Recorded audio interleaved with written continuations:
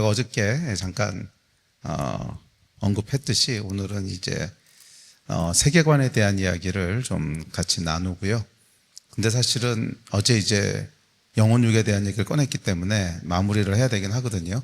이렇게 서론만 꺼내놔서 그래서 내일은 이제 다시 영혼육에 대한 이야기를 가지고 마무리를 좀 하려고 합니다. 그러니까 마무리는 뭐냐면 이게 영으로 살아간다고 하는 게 뭔가 하는 게 사실은 중요하거든요. 우리가 뭐 영혼육이 있는 것도 알겠고 영이 강해야 되는 것도 알겠고 근데 하여간 영으로 살아야 될 거 아니에요.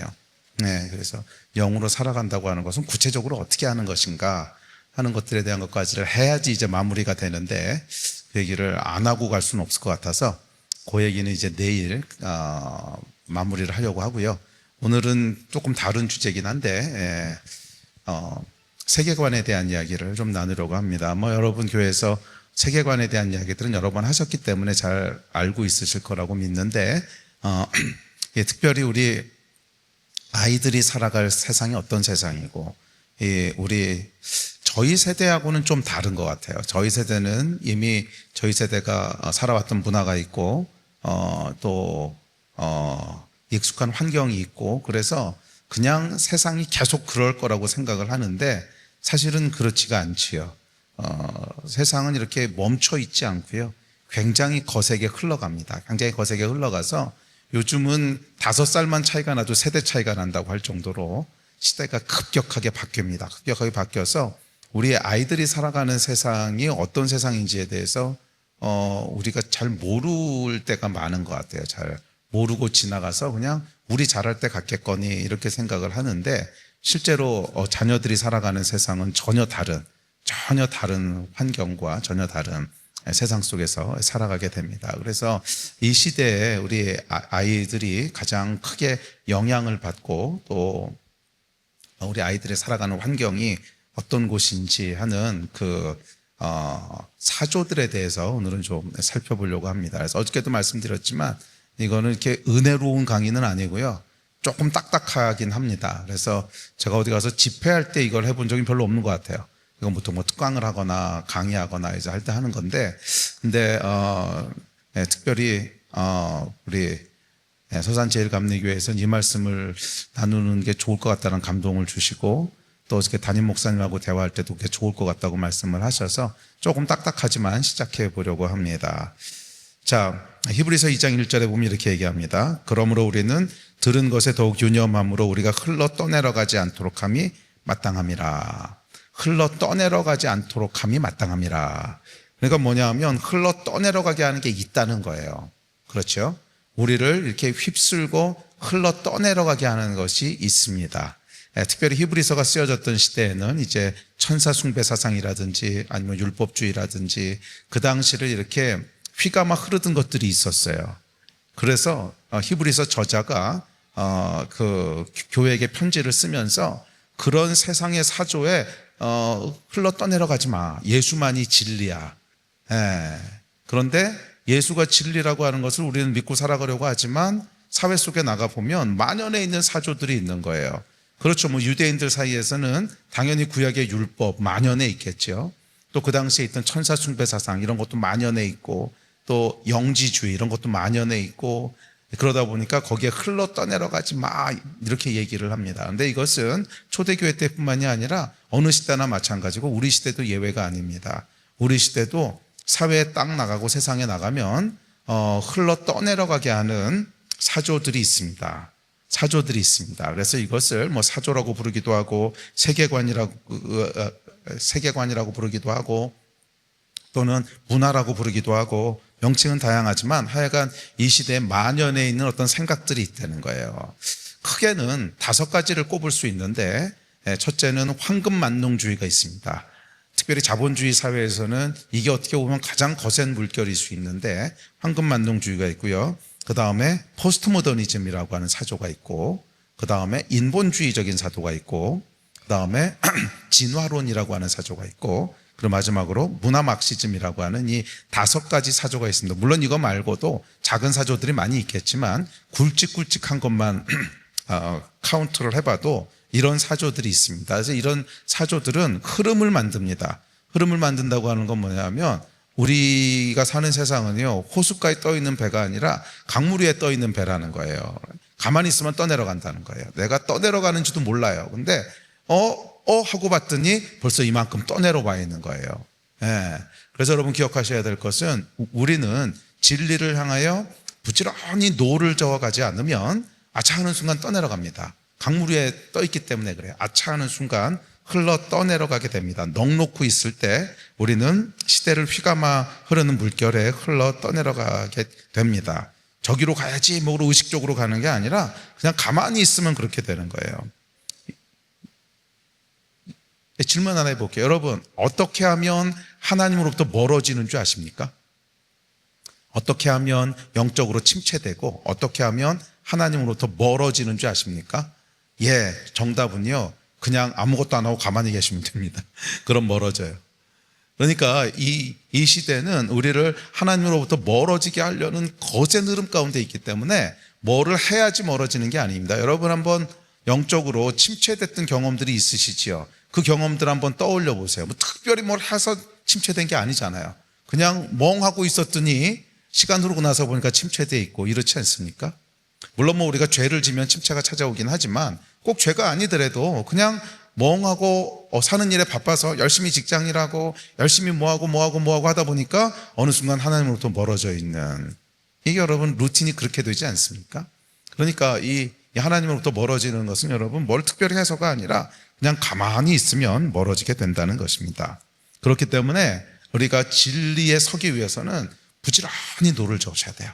부지런히 노를 저어서 진리를 향하여 우리 시대의 흐름을 역행해서 거꾸로 거슬러 올라가야, 그래야 진리를 고수하면서 살 수 있지, 그렇지 않고 모르겠다 하고 잠깐 넋줄 놓는 순간 우리는 떠내려가 버리게 되고, 우리가 떠내려가는 것뿐만 아니라 더 큰 문제는 우리 자녀들은 휩쓸려가 버리게 된다는 거예요. 이것을 잡아줄 수 있는 곳은 가정과 교회밖에 없습니다.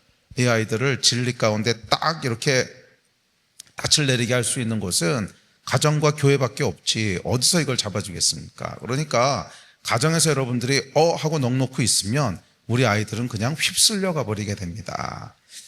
자, 그렇기 때문에 여러분 진리의 서기를 부단히 애쓰시고 노력하신 여러분 될 수 있기를 바랍니다. 더욱이 우리 시대의 사조들은 과거와는 비교할 수 없이 거세지고 있고요. 이것은 마지막 때가 될수록 점점 거세질 것이라고 성경은 얘기합니다.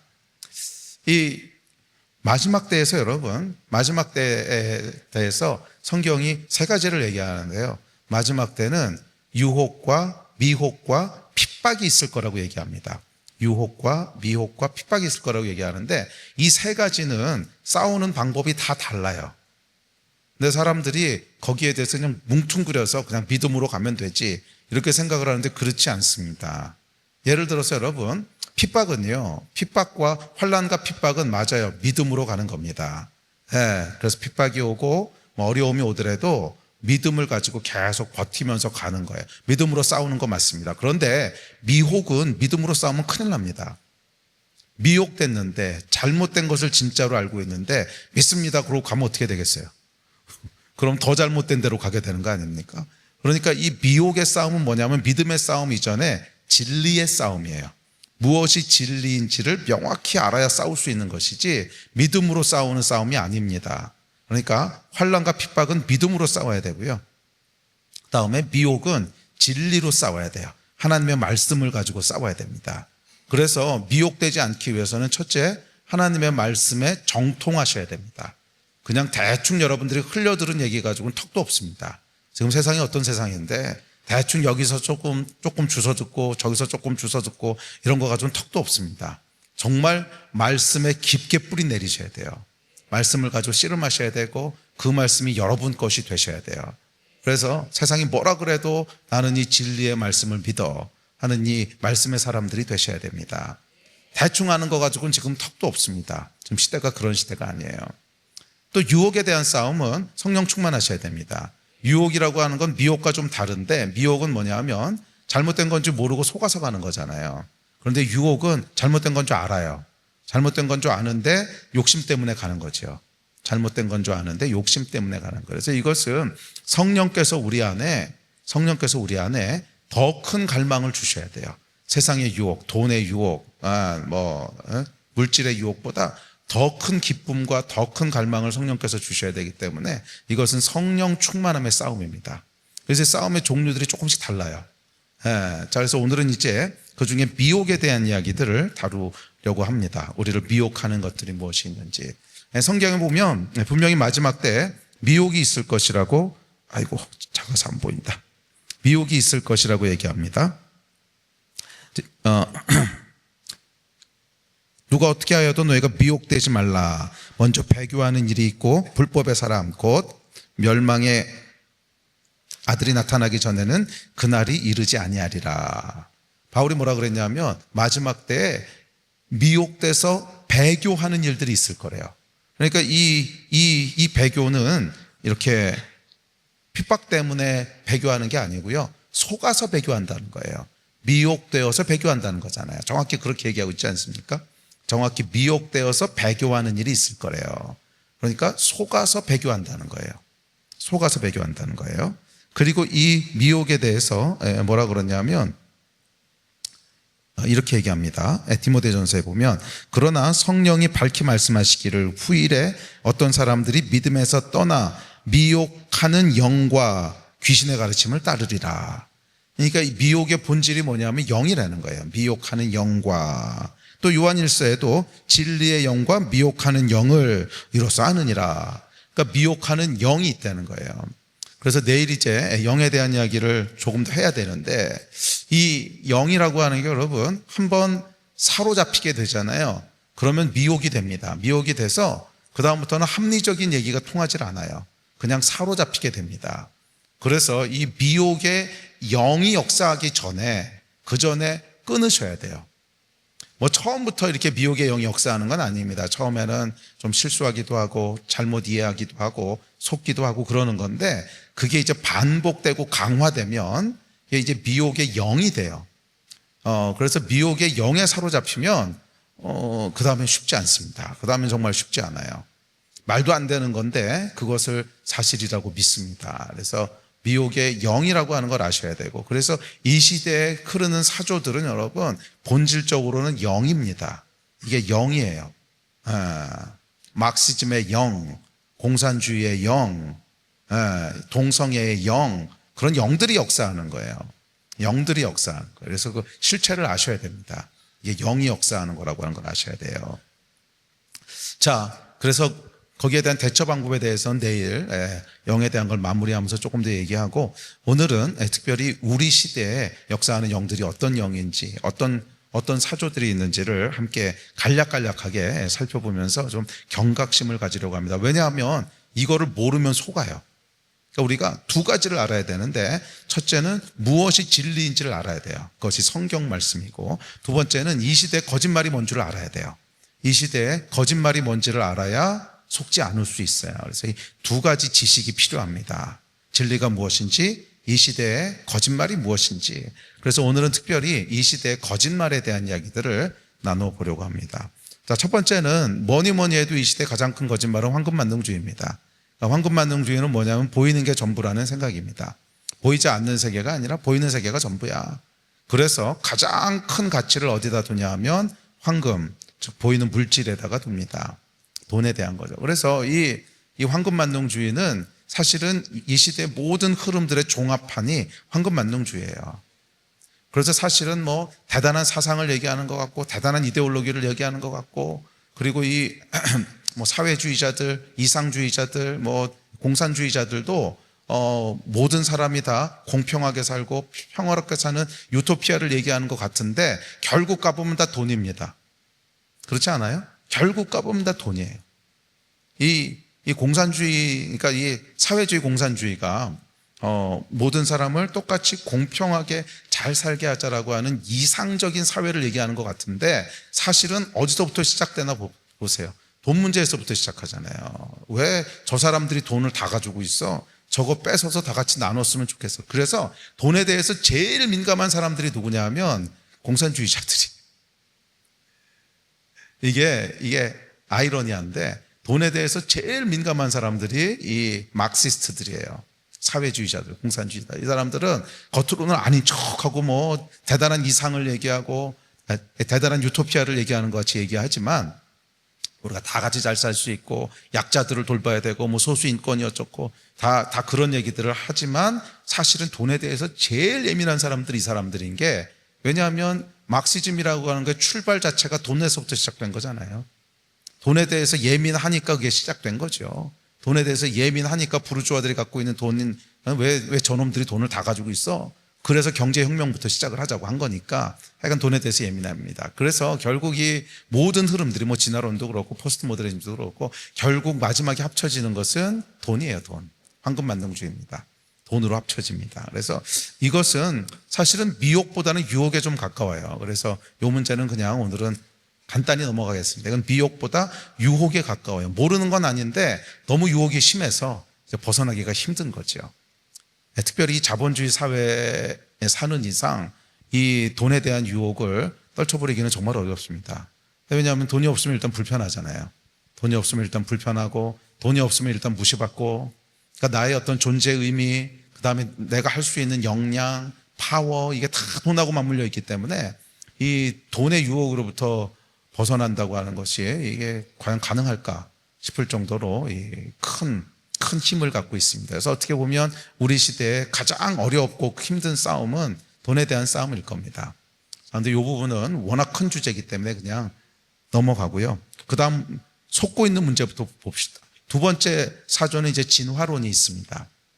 근데 진화론에 대해서는 제가 어저께도 잠깐 말씀드렸는데, 진화론의 영향은 우리는 흔히 그냥 생물학 시간에 진화론을 배우니까 생물학에서 나오는 그냥 하나의 주장, 그래서 난 그거 동의 안 해, 이렇게 얘기하면 끝이라고 생각을 하는데 천만의 만만의 얘기입니다. 진화론이라고 하는 것은 현대 모든 사상의 기초와 뿌리를 이루고 있는 사상입니다.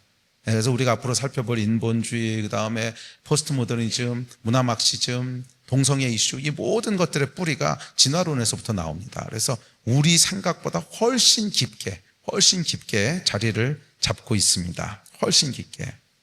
그런 의미에서 진화론은 과학이 아니라 이데올로기라고 할 수 있습니다. 진화론은 과학은 정말 아닙니다. 왜냐하면 과학은 증명을 할 수 있어야 과학이거든요. 그러니까 과학적이다라고 하는 거에 정의가 어떻게 되냐면, 반복해서 실험을 했을 때 동일한 결과를 얻을 수 있을 때 그것을 과학적인 이론이라고 얘기합니다. 그러니까 반복된 실험이 가능해야 되고, 실험을 했을 때 동일한 결과들을 얻을 수 있어야 돼요. 그래야 과학적인 이론이라고 이제 되는데, 진화론은 일단 실험이 불가능해요. 진화를 누가 실험할 수 있습니까? 그 긴 세월에 걸쳐서 일어나는 일들이라고 주장하는데 그걸 무슨 수로 실험을 할 거며. 그러니까 이건 일단 원래부터 과학의 영역이 아닌 거예요. 원래부터 과학의 영역이 아닌데 과학인 양 이렇게 들어온 거예요. 과학인 양 슬그머니 들어와서 우리를 미혹하고 있는 겁니다. 왜냐하면 사람들은 과학이래 그러면 그것은 진리라고 믿거든요. 이게 이제 18세기, 19세기 넘어오면서 이 모더니즘이라고 하는 그 시대를 지나면서 사람들이 과학은 틀림이 없지, 과학적 사실이라고, 그건 물론 그렇지, 이렇게 믿는 사조가 형성됐기 때문에 이게 마귀가요 은근슬쩍 과학인 것처럼 밀어넣는데, 사실은 진화론은 전혀 과학이 아닙니다. 증명할 수가 없으니까, 실험할 수도 없고 실험에서 검증이 되지도 않고, 그러니까 이건 과학이 아니에요. 과학이 아니고 엄밀하게 얘기하면 믿음입니다. 진화됐을 거야 라는 믿음이죠. 그런 의미에서 창조나 과학이냐는 둘 다 믿음에 대한 이야기지, 하나는 과학이고 하나는 믿음이고 이런 게 아니에요. 둘 다 믿음이에요. 창조는 창조되었다고 믿는 거고 진화는 진화되었다고 믿는 거지, 그거 뭐 누가 증명하겠어요? 뭐 타임머신이 있는 것도 아니고 가볼 수 있는 것도 아니고, 그러니까 다 믿음에 대한 얘기라는 거예요. 자, 그래서 진화는 사실은 과학이 아니라 이데올로기입니다. 과학이 아니라 이데올로기예요. 믿음이에요.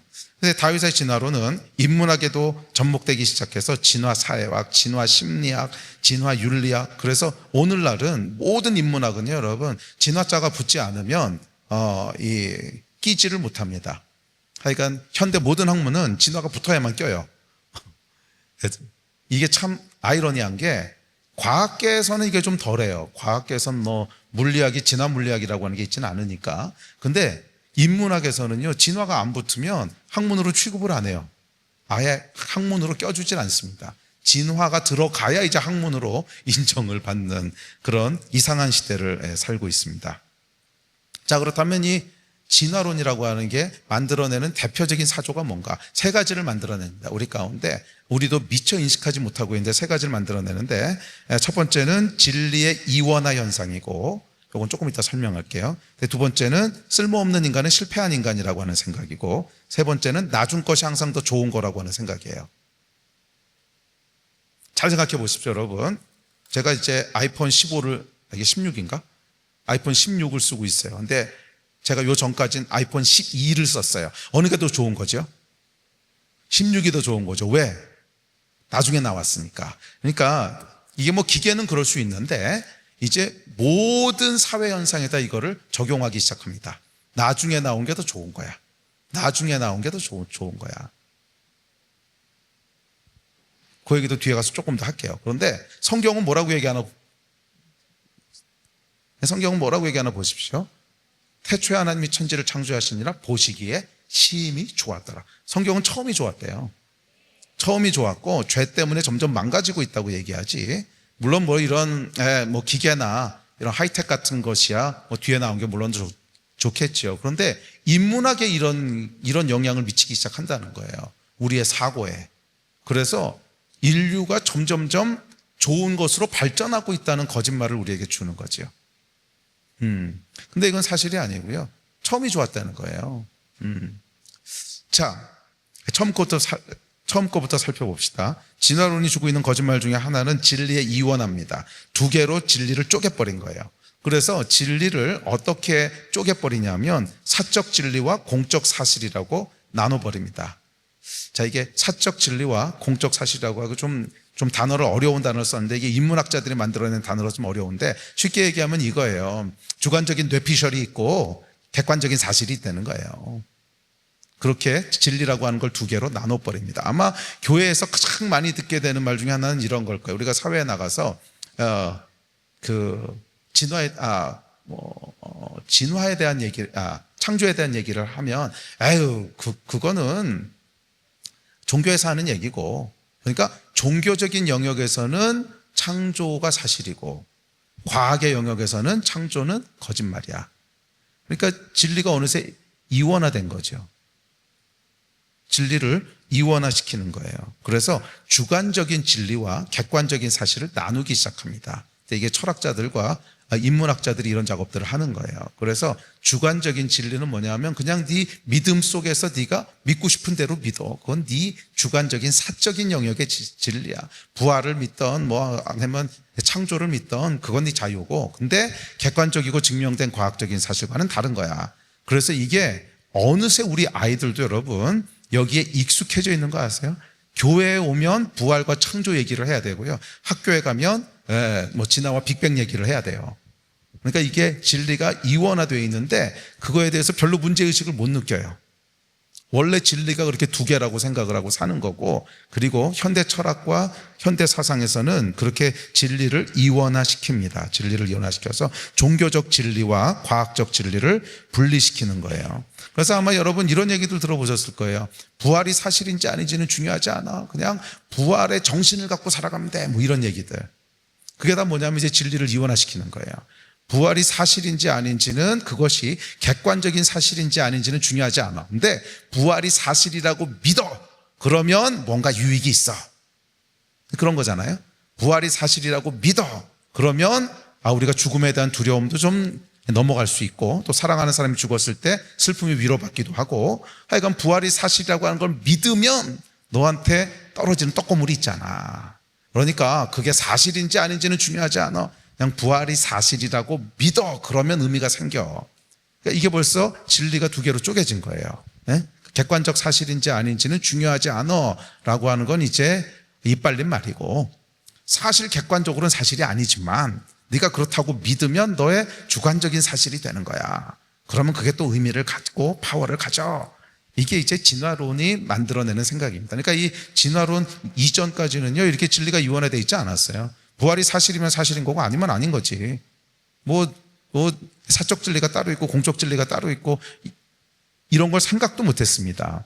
그러니까 중세 시대였잖아요. 그 전까지는. 그러니까 중세 시대에는 당연히 성경적 진리가 유일한 진리였고 부활이 유일한 진리였는데 이게 이제 진화론이 대두되면서부터 이 진리를 두 개로 쪼개기 시작합니다.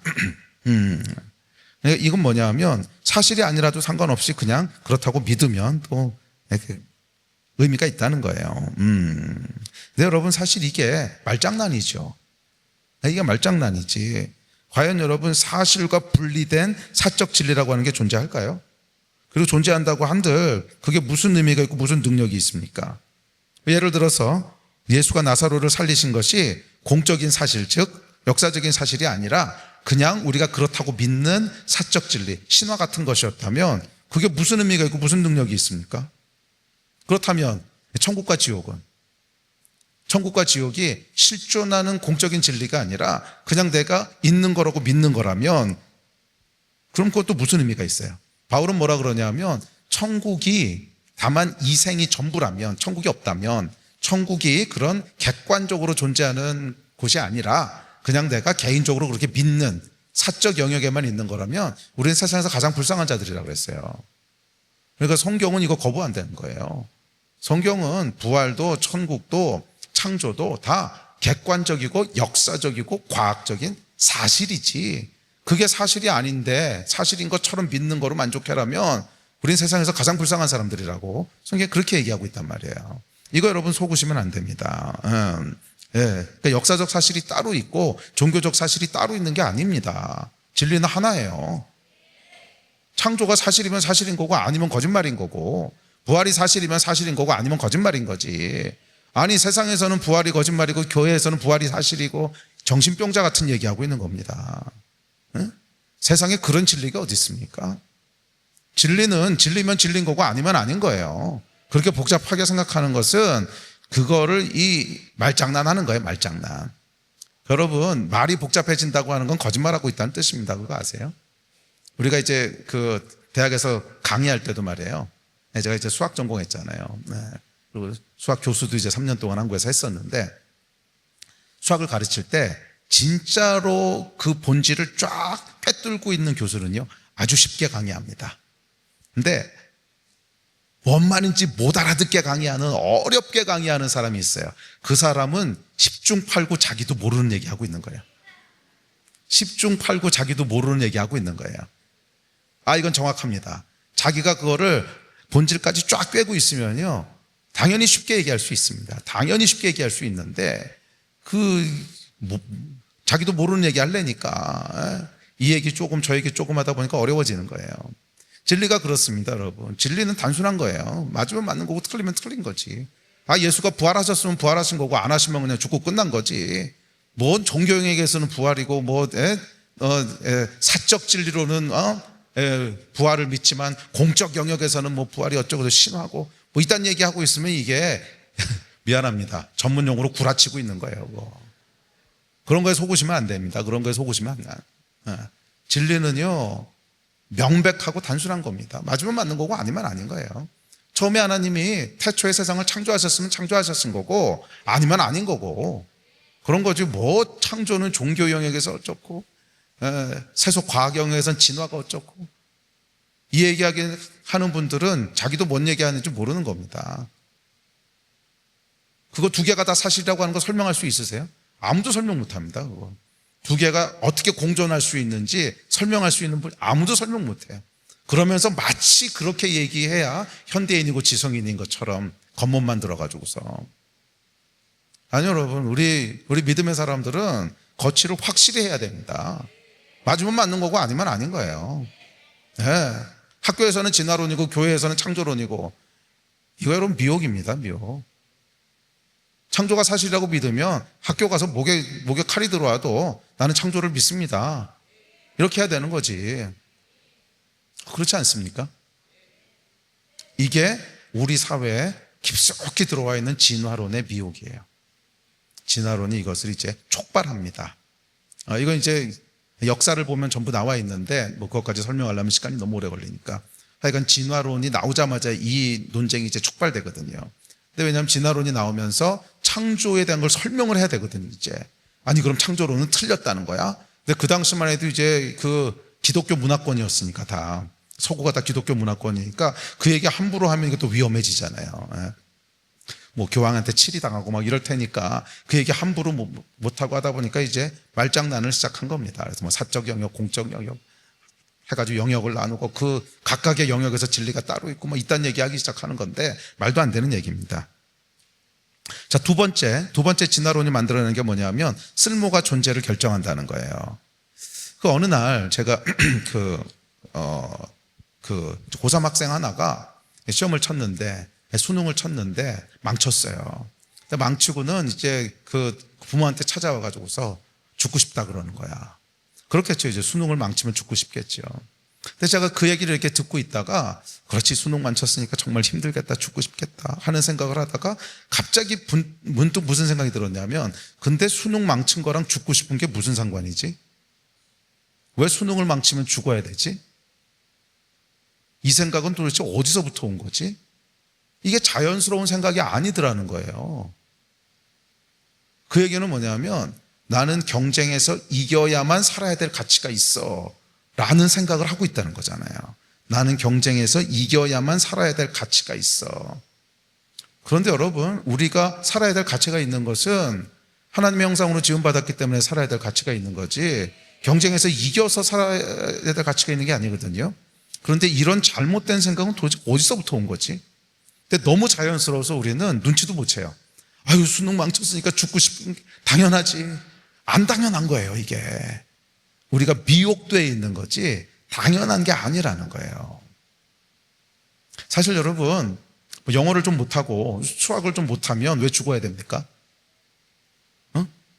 영어를 좀 못하고 수학을 못하면 왜 죽어야 돼요? 사실 영어 좀 못하고 수학 좀 못하지만 다른 거 잘하는 거 있을 수 있잖아요. 뭐 남의 이야기를 잘 들어주는 걸 잘한다든지. 근데 또 그런 건 별로 중요하게 생각을 안 해. 사실 여러분, 하나님께서 모든 사람이 다 영어 잘하고 수학 잘하는 사람으로 만드셨겠어요? 그렇지 않잖아요. 그렇죠. 어떤 사람은 뭐 좀 수학을 잘하는 사람을 만드셨고, 어떤 사람은 음악 잘하는 사람을 만드시고, 또 어떤 사람은 정말 푸근하게 다른 사람들에게 편안한 샬롬을 주는 사람으로 만드시고, 다 다르게 만드셨단 말이에요. 다 다르게 만드셨는데 우리는 영어와 수학을 잘해야만 쓸모 있는 인간이라고 규정을 해버립니다. 그렇게 규정을 해버리고 그렇게 되지 않으면 쓸모없기 때문에 도태돼야 돼. 이게 진화론의 기본적인 얼개지요. 자연도태설. 경쟁에서 이기는 적자생존, 자연도태. 쓸모 있는 것들만 살아남아서 더 우월한 것들만 살아남아서 그 DNA를 물려가면서 자연 생태계가 발전해 간다는 거예요. 진화해 간다는 거예요. 이게 진화론의 가장 기본적인 얼개잖아요. 그게 우리 삶 속에도 똑같이 들어와 있는 거예요. 일단 중요한 게 뭐냐면 쓸모가 없으면 죽어야 되는 생각 자체가 철저하게 진화론의 미혹이고요. 우리는 여러분 쓸모 있기 때문에 존재하는 게 아닙니다. 하나님의 자녀이기 때문에 존재하는 거죠. 쓸모가 있고 없고 하고는 상관없어요. 네. 더군다나 중요한 게 뭐냐면 뭐가 쓸모 있는 거고 뭐가 쓸모 없는 건지 누가 결정합니까? 그거 다 사람이 결정하는 거거든요. 그러니까 쓸모는요 어떻게 결정되냐면 진화론적 세계관에서는 타락한 인간의 욕망의 총체가 쓸모를 결정해요. 그러니까 죄가 결정하는 거예요. 죄가.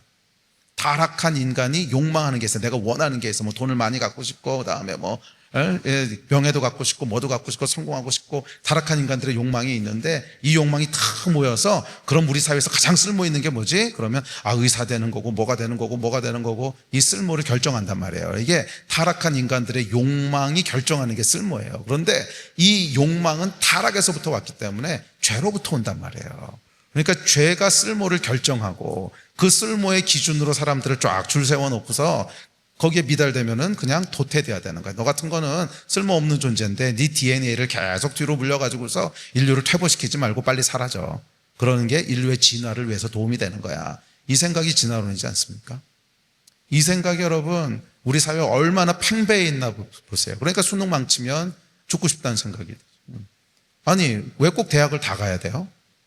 대학은 공부하고 싶은 사람만 가면 되는 거 아닙니까? 그런데 우리 사회는 그거 허락하지 않죠. 마치 대학을 못 가면 실패자인 것처럼. 아니, 나를 향한 하나님의 계획을 발견하고 이루어가면 다 소중한 거고 다 쓸모 있는 거지. 그렇지 않아요? 여러분, 진화론이 만들어 놓은 사조는요, 잔인한 사조입니다. 쓸모를, 인간의 죄를 가지고 쓸모를 규정을 하고요. 그 쓸모에 미치지 못하면 죽어야 된다는 거야. 도태돼야 된다는 거야. 그 쓸모없는 열등한 DNA를 계속 후손에 물려서 인간 사회를 퇴보시키지 말고 빨리 사라져. 빨리 사라지고 경쟁에서 이기는 좋은 DNA만 계속 대물림 되면서 인간 사회가 뭐예요? 진화해 나가야 돼. 이게 진화 사회학의 기본적인 원리 아닙니까? 여러분, 얼마나 잔인합니까? 근데 이거를 당연하다고 생각해요. 적자생존. 더구나 이 적자생존의 무시무시한 자연생태계가 SNS를 통해서 우리의 바로 앞에까지 와 있습니다. 그러니까 아이들은 매일매일 다른 아이들과 비교하면서 살아요. 우리 때보다도 훨씬 심해요. 인별이라든지 페북이라든지 이런 것. 매일매일 쟤는 저런 거 하고 있는데 쟤는 저렇게, 쟤는 저기 가서 여행하고 있는데 너무 좋겠고 뭐 어쩌고 저쩌고. 이거 매일매일 비교하면서 뭐예요? 상대적 열등감. 나는 실패했어. 난 안 돼.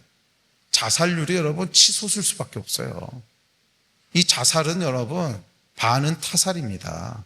무슨 타살이냐면 도태됐다는 거야. 진화론에서 도태된 거예요. 진화론 여러분 배우실 때 기억나십니까? 목 긴 기린이 있고 목 짧은 기린이 있어가지고서 저같이 목 짧은 기린은 죽어야 된다는 거예요. 목이 긴 기린만 살아남아야 된다는 거잖아. 맨날 SNS 보면서 나는 목 짧은 기린이야, 나는 목 짧은 기린이야 이러고 있는 거예요. 그러니까 자살률이 치솟죠. 이 진화론이 심어놓은 미혹입니다. 이게 여러분 산업혁명이 일어나기 전인 농경시대만 해도 오늘날하고 달랐습니다. 산업혁명 이전인 농경시대에는 굳이 경쟁을 통해서 자기 쓸모를 증명해야 될 필요가 없었어요. 좀 멍청하고 좀 능력이 떨어져도 그냥 함께 농사 지면서 같이 먹고 살고 힘들면 좀 도와주고 그런 여유가 있었단 말이에요. 그런데 이것이 이제 산업화가 되고 산업화와 비슷한 시기에 등장한 진화론이 등장하고 그러면서 사회적 진화가 일어났다고 생각을 한 거죠. 그 진화가 뭐예요? 잔인한 사회. 경쟁을 통해서 너의 쓸모를 증명해야 돼. 너의 쓸모가 증명되지 않으면 너는 쓸모없는 인간이기 때문에 도태돼야 돼. 이게 여러분 팽배해 있습니다. 진화론.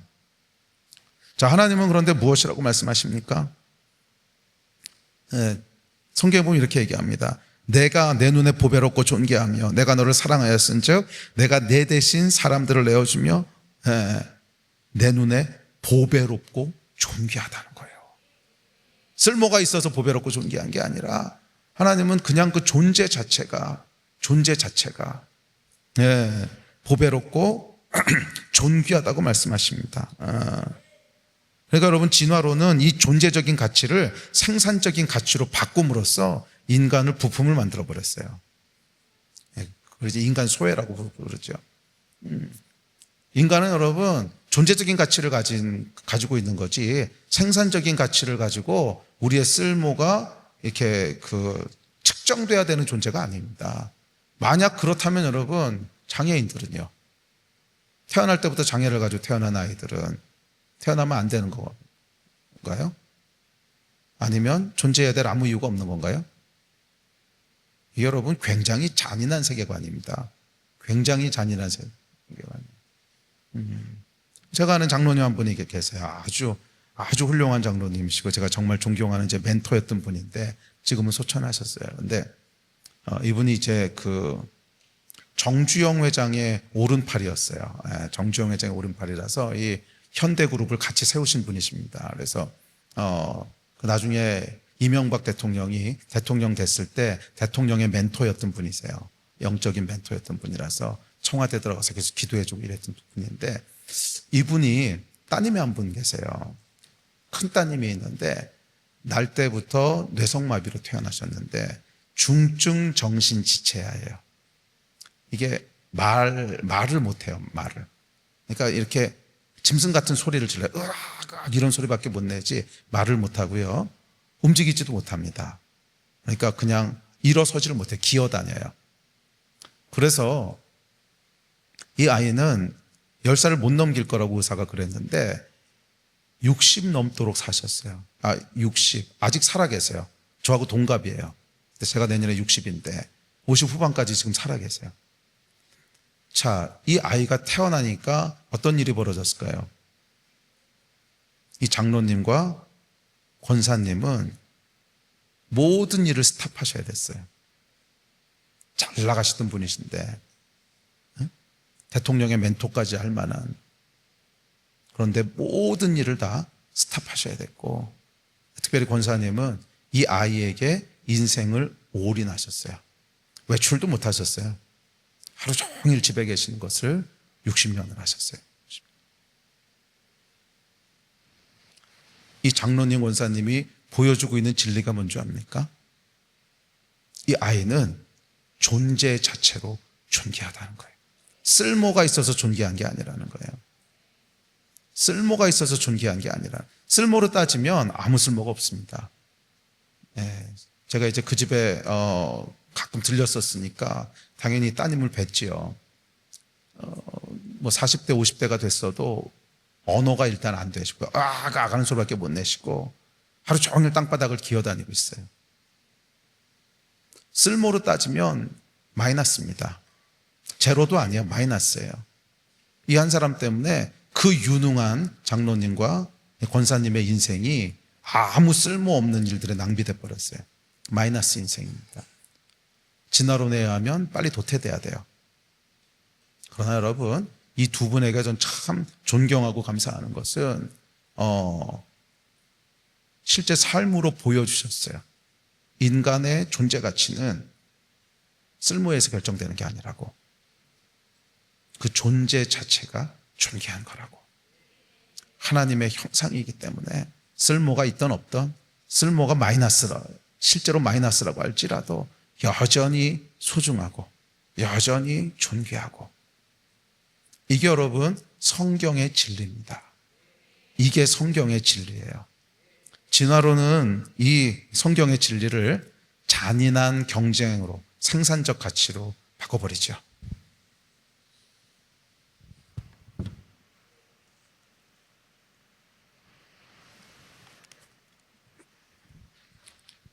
속지 마십시오. 자, 진화론이 주고 있는 세 번째 거짓말은 뭐냐면 항상 나중 게 더 좋다는 거예요. 이게 이제 구체적으로 적용되는 게 젠더 이슈입니다. 동성애를 대표로 하는 젠더 이슈예요. 제가 한 1년 조금 넘은 것 같은데 그 진보 신문에서 이 강의는 인터넷에 안 올려줬으면 좋겠어요. 그래야 그냥 속 시원하게 있는 말 다 그냥 할 테니까. 자, 한겨레 신문에서 기사 하나가 나왔는데 무슨 기사였냐면 그 결혼 제도를 실험하는 거예요. 그래서 한 두 젊은 남자와 두 젊은 여자가 왜 꼭 결혼은 한 남자와 한 여자가 해야 됩니까?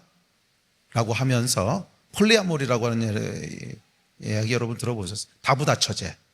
폴리아모리, 다부다처제. 결혼을 그냥 두 남자와 두 여자가 하면 안 됩니까? 그래서 시골에다가 집을 하나 사놓고 4명이 부부 생활을 하는 거예요. 그냥 두 부부가 같이 사는 게 아니라 4명이 그냥 한 부부인 거예요. 그러면서 기존에 있는, 우리 안에 있는 이런 결혼 제도가 가지고 있는 한계를 극복하고 있다고, 우리는 진화하고 있다는 거예요. 그러니까 진화라고 하는 건 뭐냐면 더 좋은 방향으로 나가고 있다는 거야. 왜? 이게 더 나중에 나온 거거든. 이게 더 나중에 나온 거라는 거예요. 이게 여러분, 그 진보라고 얘기할 때 이 진화론의 미혹이 엄청나게 개입되는 거 아십니까? 진보라고 얘기할 때는 새로운 걸 시도한다는 거잖아요. 그 말 자체도 약간 어폐가 있는데 하여간 나중에 나왔기 때문에 이게 더 발전한 거라는 거야. 기존에 갖고 있던 그런 보수적인 생각들은 그거는 이 올드한 거고, 잘못된 거고, 그러면서 우리 안에 있는 모든 소중한 가치들을 다 폐기 처분해야 될 것처럼 그렇게 무시하고 말도 안 되는 것들을 시도하는 거죠. 특별히 젠더 이슈 같은 경우에는 이 젠더 이슈는 그 뒤에 가서 문화 막시즘 좀 더 합시다. 심각한데 이거는. 하여간 이런 것들이 더 나중에 시도되기 때문에 더 진보된 거라고 하는 이런 생각. 아니 여러분, 성경은 처음이 좋았다고 얘기하지 나중은 죄 때문에 망가졌죠. 그래서 성경이 얘기하는 발전은 뭐냐 하면 회복이에요. 회복. 처음에 완전했던 상태로의 회복이지 뭔지도 모르겠는 이상한 방향으로 계속 새로운 것들을 시도하는 것이 아닙니다. 하나님께서는 처음부터 완벽한 설계도를 가지고 세상을 창조하셨고, 거기에 한 남자와 한 여자가 가정을 이루도록 디자인하셨고, 그게 보시기에 좋았다는 거예요. 가장 완전했다는 거예요. 처음이 가장 좋았다는 거예요. 아멘이십니까? 그거를 자꾸 진화론적인 사고를 가지고 이렇게 하면 안 된다는 거죠. 자, 어쨌거나 창세기 6장에 보면 여호와께서 사람의 죄악이 세상에 가득함과 그의 마음으로 생각하는 모든 계획이 항상 악할 뿐임을 보시고 그랬거든요. 자, 어쨌거나 이 진화론은 여러분 존재에 대한 도전입니다. 인간이 어디서부터 왔는가 하는 것을 건드리지요. 아메바로부터 진화됐는가, 창조주로부터 창조되었는가, 유물론에 기초할 것인가 아니면 하나님께 기초할 것인가. 진화론은 여기에 대한 싸움입니다. 싸움마다 여러분 영역이 있어요. 요 다음에 우리 포스트 모더니즘 살펴볼 거지만, 포스트 모더니즘은 팩트냐 감정이냐 하는 것의 싸움이고요, 하는 인식 영역의 싸움이라면, 문화 막시즘은 사랑이냐 증오냐 하는 것에 대한 싸움이라면, 진화론은 존재에 대한 싸움입니다. 나는 어떤 존재인가? 나는 어떤 존재인가? 나는 하나님의 형상으로 지음받은 존귀한 존재인가? 아니면 개나 소나 다름없는 고깃덩어리인가? 여기에 대한 싸움이에요. 그리고 이 진화론의 싸움이 모든 싸움의 기초가 됩니다. 포스트 모더니즘, 인본주의, 문화 막시즘, 황금망령주의 전부 다 이게 기초예요. 그래서 진화론에서 밀리면 다 밀립니다. 우리 아이들 여러분 이 튼튼하게 닷을 내리도록 해줘야 돼요. 뭐 학교에서 그거 배우니까 시험 볼 때 그렇게 봐야 되니까 여기서 밀리면 다 밀립니다. 다 밀립니다. 하나도 못 건질 거예요. 이게 기초기 때문에 여기서 밀리면 다 밀립니다. 자, 약간 진화론 그렇고요. 두 번째, 세 번째는 좀 짧게 넘어갑시다. 그 다음에 이제 포스트 모더니즘이 있습니다. 자, 포스트 모더니즘은 뭐냐면 모더니즘에 대한 반발로 시작되는데, 이거는 사조라기보다는 반발입니다. 그러니까 이 포스트 모더니즘이라고 하는 것이 어떻게 나오게 되는지를 알려면 모더니즘을 좀 알아야 돼요. 자, 모더니즘은 뭐냐면 중세를 거쳐가던 인간들이 이제 18세기, 19세기를 지나면서 과학과 문명이 발달하기 시작하면서 와, 인간이 생각보다 똑똑하네 이런 생각을 하기 시작한 거예요. 그래서 인간 이성이 생각보다 대단하네. 그래서 인간 이성을 신뢰하기 시작합니다. 그래서 18세기, 19세기를 뭐라 그러냐면 이성이 하나님이 된 시대라고 부릅니다. 그래서 이 성경도요, 이제 그 당시에 나오는 18세기, 19세기 넘어가면서 나오는 자유주의 신학에 의하면 이성을 가지고 성경을 재단하기 시작하잖아요. 그래서 그 성경에 그런 기적이 일어나고 죽은 자가 살아나고 어떻게 죽은 자가 살아나? 이성적으로 말이 안 돼. 그러니까 이건 다 신화야. 그래서 이제 비신화라고 하는 그런 신학들을 만들어내고, 그러면서 이게 자유주의 신학이 20세기를 쫙 휩쓸고 지나가면서 유럽의 교회들을 초토화시킵니다. 근데 이게 이제 뭐냐면 이성이 하나님 노릇을 한 거예요. 그전에는 신앙이 가장 중요했어요. 믿음이 최종 보스였어요. 그런데 이제 이성이 최종 보스가 됐어요. 그래서 과학적으로 맞는 거면 맞는 거고 아니면 아닌 거고, 이성이 최종 보스가 돼버린 거예요. 지금도 우리가 그 시대를 살고 있죠. 그래서 여러분 무엇을 사실이라고 인식하세요? 과학적으로 증명된 걸 사실이라고 인식하는 거죠. 당연히 그렇다고 생각합니다. 이게 중세 때만 해도 당연한 거 아니었거든요. 당연히 당연한 게 아니었는데 이게 이제 모더니즘을 지나면서 그런 생각을 하게 됩니다. 자, 그런데 이제 이 인간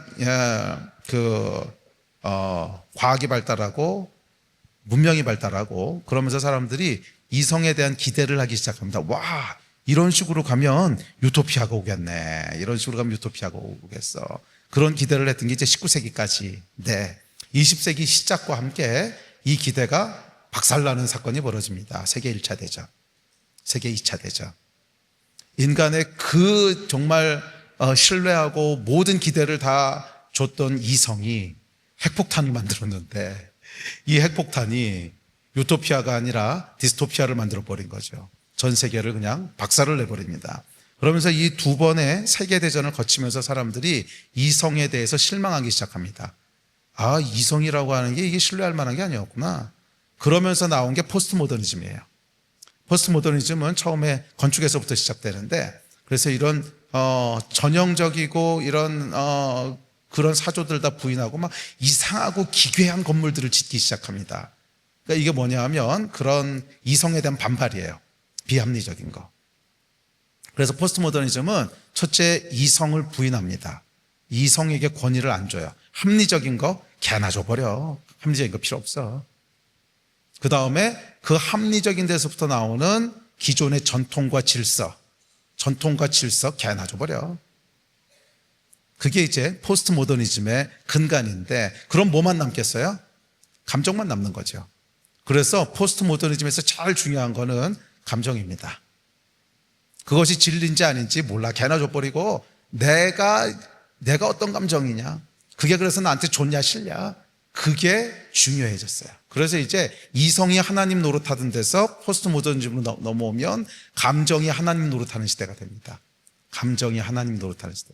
그래서 의미와 감정. 그게 뭐 사실인지 아닌지 모르겠고 그게 나한테 무슨 의미가 있는데 그게 그래서 내 감정에는 어떤 도움이 되는데 이게 이제 왕 노릇하기 시작하는 것이 포스트 모더니즘입니다. 그리고 여러분 지금은요 이 포스트 모더니즘 시대 한가운데를 지나고 있습니다. 그래서 우리 자녀들 세대 같은 경우는 우리도 비슷했는데 자녀들 세대는요 뭐가 사실인지 뭐가 질서인지 그거 별로 중요하지 않고요. 그래서 그게 나한테 무슨 의미가 있는데 그래서 그게 나한테 얼마나 좋은데 이게 훨씬 중요한 세대입니다. 지금 MZ들은요 이게 훨씬 중요한 세대예요. 그것이 뭐 사실인지 아닌지 상관없어. 더군다나 요즘은 여러분 그 가상세계들 나오잖아요. Virtual Reality. 그럼 이 가상현실은 사실은 전혀 팩트가 아니거든요. 그런데도 상관없어. 그 게임의 세계에서 내가 히어로고 내가 유명한 사람이고 그러면 그게 현실에서 내가 뭐 유명한 사람이고 아무 차이가 없다는 거야. 왜? 내가 느끼는 감정은 똑같거든. 거기서는 와, 난 대단한 사람이야 이렇게 느끼든 실제 현실에서 와, 대단한 사람이라고 느끼든 어쨌거나 느낌은 똑같은 거잖아. 근데 베이스는 다르지요. 현실에서는 팩트가 있는 건데 이건 팩트가 없는 거거든. 아무 차이가 없다는 거예요. 아무 차이가 없다는 거예요. 대표적인 포스트 모더니즘 현상이죠. 그래서 우리 아이들에게는 여러분 게임 속에서 아이들이 누리는 그런 지위, 게임 속에서 누리는 즐거움이 현실의 즐거움이랑 차이가 없어요. 얘네들에게는. 그러니까 이게 심각한 세상이죠. 아무리 부모들이 야 그까지 게임해서 뭐해 그래도 얘기가 안 통합니다. 세계관이 달라요. 세계관 자체가 달라서 자해간 이제 그런 시대를 살고 있습니다. 이 여러분 신학에까지 결국 영향을 미치게 됩니다. 이게 신학에도 영향을 미쳐서요. 뭐 이게 신정통주의라고 하는 신학이 지금 신학의 이제 대세인데 뭐 이게 포스트 모더니즘에서 직접적으로 나온 건 아닌데 그래도 결은 같아요. 신정통주의 신학이라고 하는 건 뭐냐면 아주 재미있는 신학입니다. 이게 이제 그 20세기 시작과 함께 자유주의 신학이라고 하는 게 나옵니다.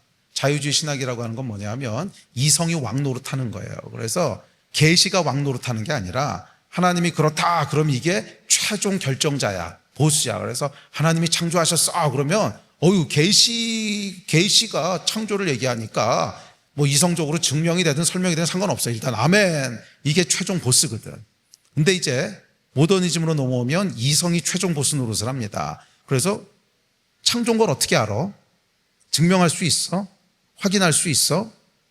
이 질문을 던지기 시작하고 그걸로 모든 것을 판단하려고 합니다. 그러면서 나오는 신학이 이제 자유주의 신학이라고 하는, 그래서 뭐 인간 예수니, 그다음에 비신화와 그래서 성경은 어떻게 하기 시작하냐면 비신화화를 해야 된다는 거예요. 성경 안에는 그러니까 역사적인 사실도 있고 그 당시 사람들의 신앙 고백도 들어있고 또 신화도 들어있고 막 이게 섞여 있기 때문에 진실이 무엇인지 알기 위해서는 신화는 다 빼고 역사적 사실만 추려내야 된다는 거예요.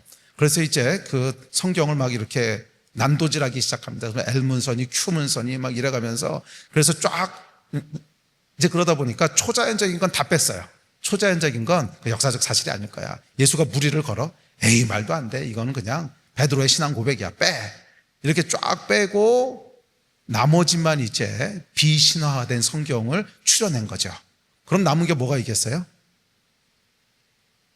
남은 게 도덕과 윤리 조금 남는 거예요.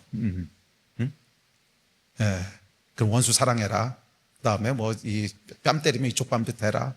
이런 거 조금 빼놓고는 전부 다 이거는 구라라는 거예요. 그게 이제 자유주의 신학입니다. 그게 이제 유럽을 휩쓸면서 약간 유럽 교회들을 초토화시키죠. 20세기 초에. 그걸 이제 극복하면서 나온 게 신정통주의 신학이라고 하는 이제 칼 바르트로 대변되는 신학인데, 이 해답을요 기가 막히게 방어를 하면서 조금 이건 뭐지 하는 생각이 들게 합니다. 그러니까 이 신정통주의는 뭐냐면 사실인지 아닌지는 중요하지 않아. 의미가 중요해. 골자는 이거예요. 부활했는지 안 했는지. 자유주의 신학에서는 부활하지 않았다고 얘기합니다. 자유주의 신학에서는 어떻게 죽은 사람이 살아나냐, 그거는 그냥 제자들의 신앙 고백이다. 빼. 이게 자유주의 신학이었는데 칼 바르트가 등장하면서 뭐라 그랬냐면 진짜로 부활했는지 안 했는지는 중요하지 않다. 부활의 신앙을 가지고 살아가면 그 안에 부활의 힘이 역사한다. 그럴듯하죠. 이게 여러분 오늘날까지 신학의 대세입니다. 이게 오늘날까지 신학의 대세예요. 창조됐는지 안 됐는지 몰라. 그거는 왜? 어차피 확인할 수 없는 거야. 우리 인식 밖에 있는 거야. 우리 인식 영역에 밖에 있는 거기 때문에 그거는 따지지 마. 어차피 안 되는 거야. 알 수 없는 거야. 그 대신 창조됐다고 믿어. 그러면 의미가 생겨. 잘 보세요, 여러분. 이게 결국 포스트 모더니즘하고 결이 같아요. 팩트인지 아닌지는 중요하지 않다는 거야. 그냥 의미만 챙기라는 거예요. 의미만 챙기라는 거예요. 의미를 조금 더 깊게 들어가면 감정만 챙기라는 거예요. 너한테 좋은 감정이면 오케이. 자, 이것이 이제 포스트 모더니즘입니다. 근데 이 포스트 모더니즘의 문제는 뭐냐면 포스트 모더니즘의 시작은 인간을 족쇄로부터 자유케 하겠다는 거예요. 그러니까 뭐냐 하면 전통과 질서가 우리를 막 옥죄고 있는데 왜 꼭 그래야 되냐는 거야. 그 전통과 질서를 꼭 지켜야 될 필요는 뭐냐는 거예요. 그거 다 그냥 치워버리고 그냥 해봐. 그랬더니 좋아. 마약 해봐. 기분 좋아. 응? 그런 거예요, 그런 거. 그런 게 포스트 모더니즘인데, 자, 이게 이제 이 팩트와 감정이 분리되면 어떤 문제가 생기냐면 불안과 혼돈이 찾아옵니다. 자, 이게 뭐냐 하면 잘 생각해 보세요. 이 포스트 모더니즘 전까지는 당연히 해야 되는 일과 당연히 하면 안 되는 일이 결정돼 있었어요. 질서가 있고 전통이 있으니까. 그래서 이건 해도 돼, 이건 하면 안 돼. 그러니까 우리 아이들도 그렇고 우리들도 그 범주 안에 머무르면 그냥 세이프한 거예요. 그런데 이게 다 없어져 버리고 나니까 뭐를 해도 되는지 뭐를 하면 안 되는지 기준이 다 없어진 거죠.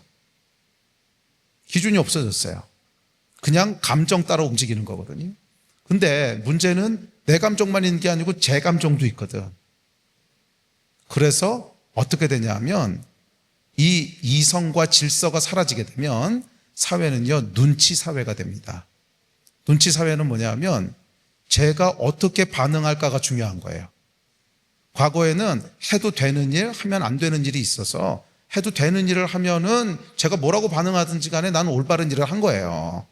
그러니까 난 보호가 돼. 근데 지금은 그런 질서를 다 무너뜨려 버렸어요. 이제 포스트 모더니즘이야. 그러면 내가 이렇게 했을 때 제가 어떻게 반응할지를 아무도 예측할 수 없어. 그리고 제가 반응하는 거에 따라서 내 감정이 결정돼. 제가 화를 내면 내가 이렇게 무섭고, 제가 좋아하면 내가 잘했구나 기쁘고.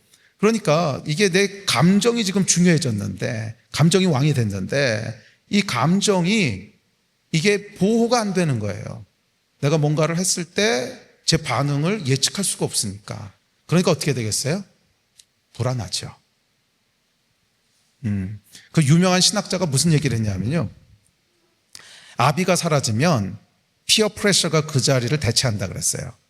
그러니까 이 무슨 얘기냐면, 아비라고 하는 것은 전통적인 권위를 얘기합니다. 그런데 이런 권위와 질서가 사라지면 피어 프레셔, 친구들의 눈치가 이 권위를 대체한다는 거예요. 그러니까 그 전까지는 아비의 권위 아래서 움직입니다. 아비라고 하는 게 꼭 물리적인 부모가 아니라 우리의 어떤 전통적인 가치, 질서 이런 게 있잖아요. 그러면 거짓말을 하면 안 되지, 이런 질서에 의해서 움직이는데, 이게 다 사라져 버리면은 그 자리를 누가 대체하냐면 친구들이 대체하는 거예요. 거짓말을 했을 때 제 반응이 좋으면 그건 좋은 거야. 거짓말을 했는데 제가 화를 내, 그럼 내가 잘못한 거야. 친구들의 눈치가 이걸 대체. 여러분, 초연결 사회가 되면서, SNS를 통한 초연결 사회가 되면서 지금 우리 아이들은요, 아주 극한의 눈치 사회를 살고 있는 거예요. 극한의 눈치 사회를 살고 있습니다. 이 인스타와 페북에 좋아요 하나예요, 목숨을 겁니다. 좋아요 여러분 뭔지 아세요? 좋아요 하나를 얻느냐 못 얻느냐가 얘네 죽고 사는 문제예요. 왜? 포스트 모더니즘 시대를 살고 있거든.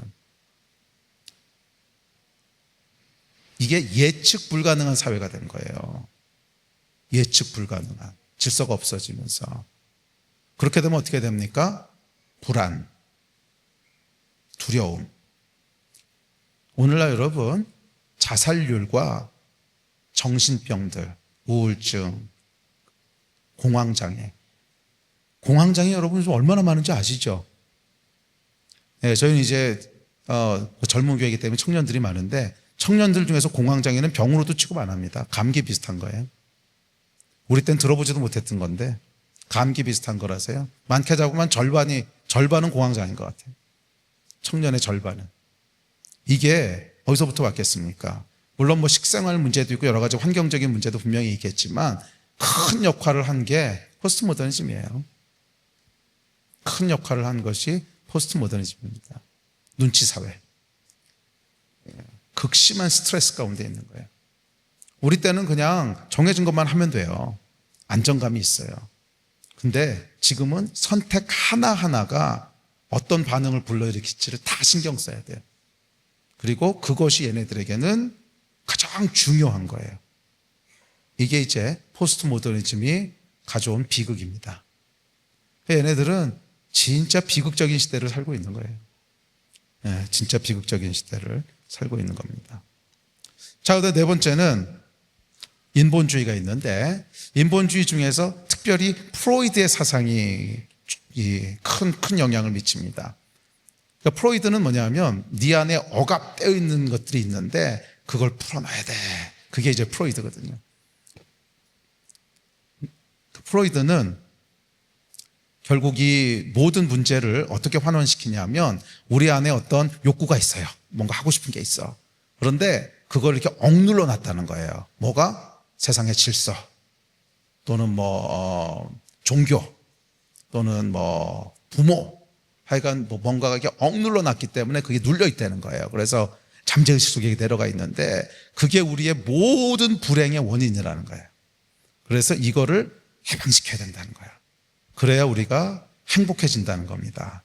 그리고 주로 그 억눌린 욕망은 대부분 성적인 거죠. 대부분 성적인 걸 이 사람은 이제 하는데, 자, 그래서 어떤 사조를 만드냐 하면, 네가 하고 싶은 걸 해.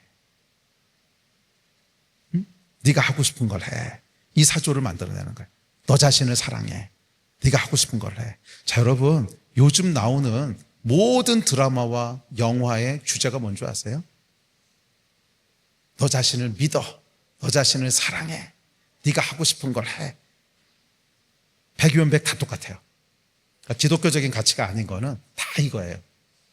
그게 뭐예요, 여러분? 프로이드의 인본주의 사상에 뿌리를 둔 거죠. 이 메시지가 우리 세대 가운데 계속 들어가고 있는 거예요. 네가 하고 싶은 걸 해. 너 자신을 사랑해. 그래서 이 얘기를 들을 때마다 이게 이제 우리 안에 그 영이 역사하기 시작하기 때문에 이 영의 감동이 있습니다. 영의 감동이 있어서요. 그런 드라마를 보면 막 감격이 되고, 와, 그 드라마를 볼 때 그 마지막에 막 갈등이 막 있다가 너 자신을 믿어, 너를 사랑해, 뭐 네가 하고 싶은 걸 해, 뭐 그런 건 개나 줘버려, 막 이런 걸 딱 들을 때 이 카타르시스와 감격과 막 그러면서 그렇지 이거지 다 속고 있거든요. 이 시대의 사조들. 뭐 드라마 보면 여러분 이게 대표적인 구도가 어떻게 나오냐면 옛 질서를 대표하는 게 이제 부모예요.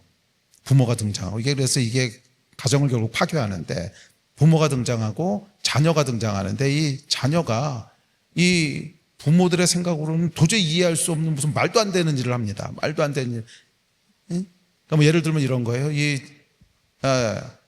아들이 하나 있는데 어디 가서 남자 며느리를 데리고 오겠다는 거야.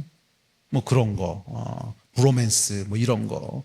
그러니까 이 집안에서 난리가 나겠죠. 내 눈에 흙 들어오기 전에 안 된다. 그래서 막 싸우고 부모랑 막 이러는데 이 남자들의 동성애는 너무 아름답게 이제 드라마에서 묘사가 되고 너무 애절하고 아름답고 막 그렇게 근데 막 사람들이 이제 오해를 받고 공격을 받아요. 근데 그 드라마의 메시지는 뭐예요? 신경 쓰지 마. 너는 네가 하고 싶은 걸 해. 사람들이 뭐라고 얘기하던 욕하던 다 개나 줘버려. 그런 거 신경 쓰지 마. 네가 불행한 이유는 그런 사람들의 눈치를 다 지키려고 억눌려서 그런 거야. 이거를 네가 하고 싶은 걸 표출해야 돼. Be yourself. 네가 하고 싶은 거 해. 이 프로이드의 사조가 결국 이 모든 고난을 뚫고 그래서 마지막에 어떻게 됩니까? 부모가 회개하고 내가 잘못했다 그러고 남자 며느리를 포옹하면서 아름답게 드라마가 끝나는 욕 나오지요. 쌍 이게 정말 이게 여러분 이 시대의 사조입니다. 이게 이 시대의 사조예요. 이게 이 시대의 사조라고요. 그런데 현실은 진짜 그러냐는 거예요. 우리 안에 있는 네가 하고 싶을 거 해. 그게 어떻게 됩니까? 나만 하고 싶은 게 있습니까? 쟤도 하고 싶은 게 있고 얘도 하고 싶은 게 있고 당연히 충돌하죠. 그리고 하고 싶은 거 다 하고 살면 그럼 여기 우리 아이들한테 만약 너 하고 싶은 거 다 해. 그럼 공부하는 애 아무도 없을 거고 그럼 나중에 어떻게 벌어먹고 살 거며 한 1, 2년 뭐 집에서 엄마 집에 살 때는 그냥 그래 하고 싶은 거 다 하면서 오케이 할 수 있어. 그럼 부모님 돌아가시면 그지야. 어디 가서 먹을 것도 없고 잘 데도 없고 이게 현실이잖아요. 근데 이런 건 얘기 안 하죠. 그냥 네 안에 있는 것들을 하고 싶은 걸 해. 이게 마귀가 하는 거짓말입니다. 이게 결국 책임지는 건 가르치지 않아요. 결국 책임지는 건 가르치지 않고 그냥 네 안에 있는 감정에 충실해. 이것만 가르치는 거죠. 결국 마지막에는 그 인생이 다 파멸되고 끝나는 겁니다. 그게 현실이죠. 그 인생이 다 파괴되고 파멸되고 끝나는 게 현실인데 그 현실은 미래고 지금 현재는 뭐예요? 내 감정이고 네 현재 감정에 충실해라고 부추기는 게 이게 이제 인본주의입니다. 자, 이런 이제 흐름 위에 마지막으로 끝판왕인 문화 막시즘이라는 게 올라탑니다. 이제 시간이 한 20, 30분 남았는데 이 문화 막시즘을 20, 30분 만에 한다고 하는 건 기적인데 그러니까 짧게 해봅시다. 이게 지금 이 시대의 가장 강력한 흐름 중에 하나인데 동성애 다음에 페미니즘 이런 게 전부 다 여기 맞물려 있는 건데 자, 문화 막시즘이라고 하는 건 이제 뭐냐 하면 막시즘에서부터 시작됩니다. 막시즘은 여러분 아시겠지만 공산혁명을 일으켜야 된다는 거죠. 그래서 그 마르크스하고 그 레닌이 자본주의 사회는 자체적인 모순을 가지고 있기 때문에 때가 차면은 빈익빈 부익부 자본주의 스스로의 모순에 의해서 붕괴되고 혁명이 일어나면서 공산주의 사회로 갈 거다라고 예언을 했습니다.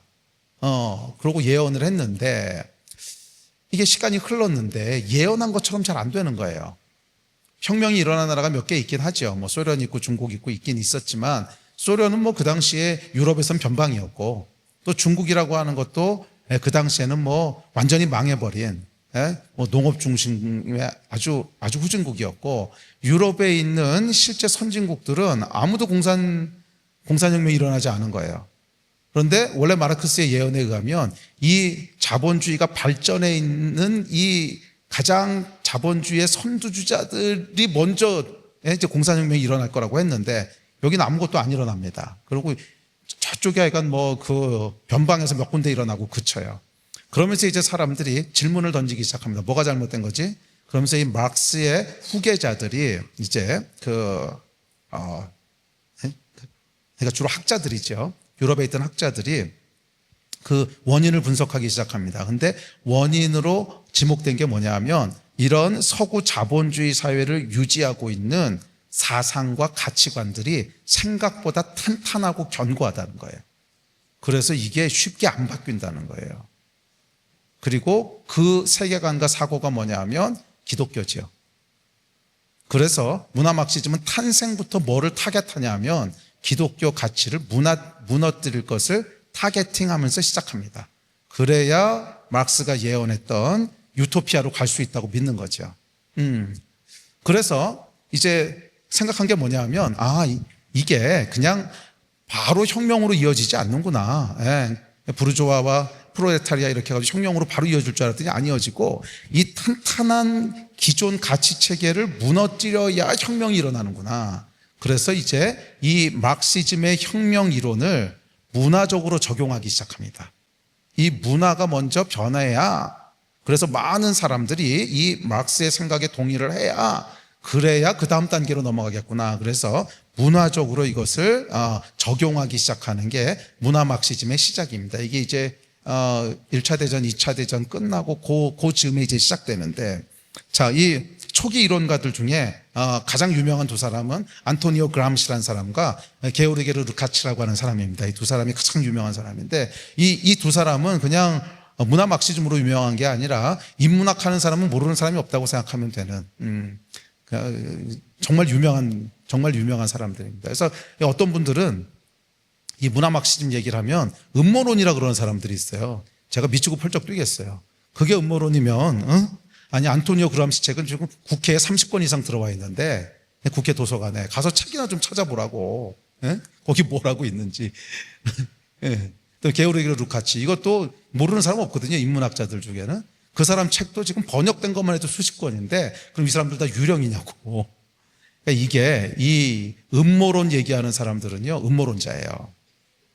그놈이 음모론자예요. 자기를 감추고 싶은 거예요. 이게 마귀거든요. 마귀는 스스로를 감추고 싶어 하는 거거든요. 그래서 뭐 이걸 음모론이래요. 제가 너무 황당해가지고서 아니 이거는 책 번역된 것만 해도 지금 수십 권이 있는 책인데 한 권이라도 찾아보면 그런 황당한 소리는 못할 텐데 근데 이거를 뭐 대부분의 사람들은 찾아보지 않으니까 이거 음모론이에요. 뭐 이딴 소리나 하고 있고 뭐 부정선거 음모론이라 그러는 거랑 똑같지 뭐. 그러니까 똑같아요. 전략이 똑같아요. 이게 그 문화 막시즘이 결국엔 진보 좌파하고 연결되어 있는 건데 이 사람들의 전략은 똑같습니다. 항상 똑같아요. 자기들을 감추고 선전과 선동을 하고 그러면서 상대를 비난하고 하여간 이 전략이 똑같은데 자, 이 안토니오 그람시라는 사람은 이탈리아 공산당의 창시자입니다. 그러니까 이탈리아에 지금 공산당이 있잖아요. 그 처음 시작한 사람 중 한 명이에요. 아주 유명한 사람인데 이 사람은 무슨 얘기를 하냐면 문화 헤게몬이라고 하는 단어를 처음으로 사용합니다. 문화 헤게몬. 그래서 이게 이제 인문학자들 사이에서는 뭐간 이 얘기 안 들어본 인문학자는 없다고 생각하시면 될 거예요. 문화 헤게몬이라는 단어를 처음으로 사용하면서 제도권으로의 긴 행군이라고 하는 말을 사용합니다. 그러니까 이게 뭐냐면 문화 헤게모니를 잡기 위해서 제도권으로 긴 시간을 투자해야 된다는 거예요. 그래서 문화 헤게모니를 잡아야 그래야 마르크스 혁명으로 이어질 수 있다고 하는 것이 이 사람의 기본적인 생각입니다. 제가 이제 80년대 대학을 다녔는데 제가 대학 다닐 때만 해도 운동권 주사파들이 엄청 많았습니다. 다른 대학은 모르겠고 저는 이제 서울대를 다녔으니까 서울대에는 제 친구 중에도 가서 이게 김일성에게 선수하고 온 사람들 많았어요. 정말 많았어요. 제가 개인적으로 아는 친구들 중에도. 근데 오늘날 주사파 그러면 에휴 그런 게 어딨어 음모론이야. 그럼 제 친구들은 유령입니까? 제 친구들은 유령입니까? 제 친구들 중에도 많았어요. 그 당시 이제 운동권 시대였기 때문에. 근데 이 친구들이 이제 민주화를 위해서 열심히 싸우죠. 싸우다가 이제 6.29 선언이 나고 민주화가 이제 89년도 90년대에 이루어지죠. 그리고 나서 놀라운 일이 벌어집니다. 제가 한국 대학에 92년까지 있었거든요. 그리고 93년도에 이제 미국으로 유학을 갔는데 90년대 초반이 되니까 이 주사파 운동권들이 거짓말처럼 없어져요. 아무도 못 찾겠는 거야. 그렇게 나와서 데모하고 막 그러던 친구들이 아무도 없어요.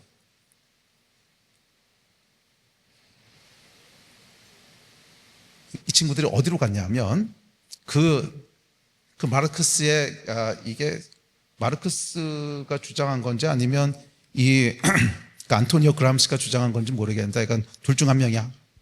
혁명 전략으로 두 가지를 얘기합니다. 기동전과 진지전이라고 하는. 기동전은 뭐냐면 기회가 오면 모든 리소스를 다 합쳐서 최선을 다해서 빠르게 혁명을 성공시켜라.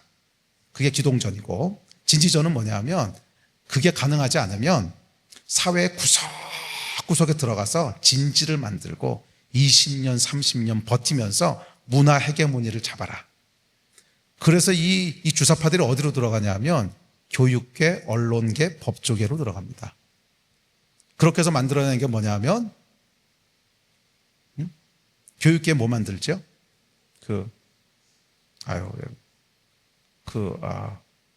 교육 전교조. 그러면서 전교조 생기고요.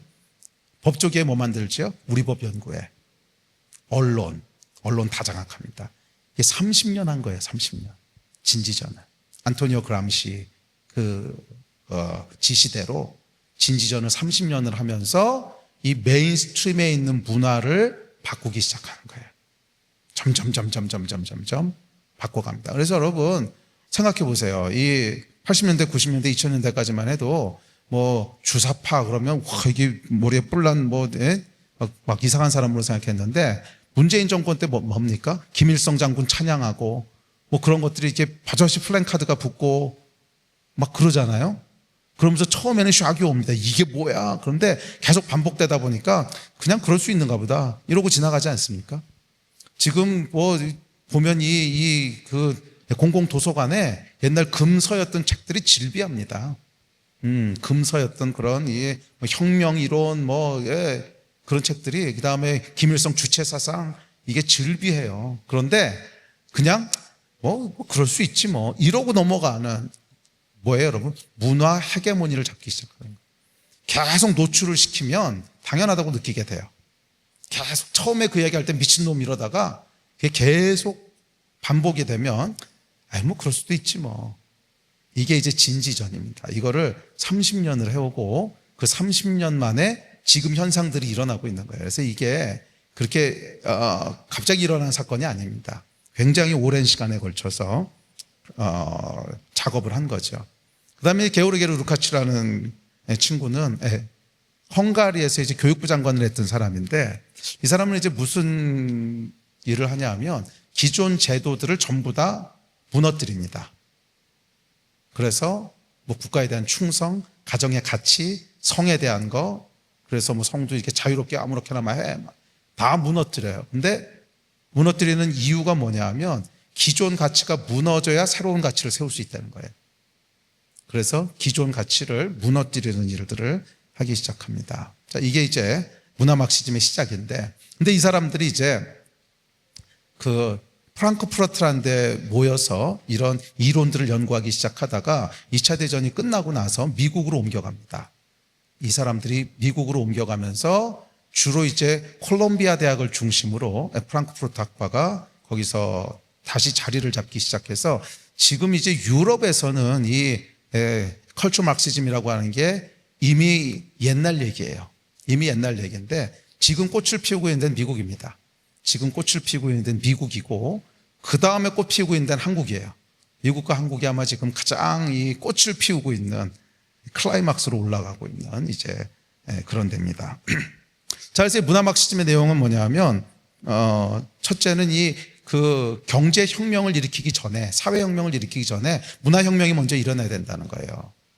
문화 혁명. 그래서 기존에 갖고 있던 기독교 가치 체계가 무너져야 된다는 거예요. 그래서 이 컬처 막시즘의 아주 집요한 타겟은 뭐냐면 기독교입니다. 처음부터 그렇게 타겟팅을 했기 때문에 기독교적 가치관, 가족에 대한 소중함, 국가에 대한 충성, 그런 걸 무너뜨려야 된다는 거예요. 그리고 그 전략은 뭐냐면 선전과 선동입니다. 이 선전과 선동이 이 포스트 모더니즘과 프로이트 사상과 아주 절묘하게 맞아떨어집니다. 사실인지 아닌지는 상관없어. 그냥 일단 질러놔. 그럼 이제 프레임이 만들어지잖아요. 그래서 사람들이 그런 거야? 그거 나쁜 거야? 이렇게만 되면 오케이. 사실인지 아닌지는 상관없어. 이게 포스트 모더니즘적인 전략이죠. 또 기존 질서에 대한 것들을 계속 그 반항하도록 젊은 세대들을 부추깁니다. 뭐예요? 프로이드적인 전략이죠. 그 질서가 너를 불행하게 하는 거야. 그거 거부해. 깨부셔. 계속 그걸 이제 부채질하는 게. 그래서 문화적인 해방이 먼저 와야 된다는 거예요. 그게 이 사람들의 주장입니다. 자, 그럼 이 문화 막시즘의 대표적인 사회 현상이 있습니다. 대충 한 3-4가지 들 수 있는데, 첫 번째는 젠더 이슈입니다. 동성애. 동성애는 이제 미국에서는 동성애는 이슈가 아닙니다. 그건 이미 동성애는 뭐 다 당연한 거고, 지금은 이제 젠더 이슈가 훨씬 더 큽니다. 젠더라고 하는 건 뭐냐면 이제 성별이란 뜻인데, 성은 태어나는 게 아니고 자기가 선택하는 거라는 거예요.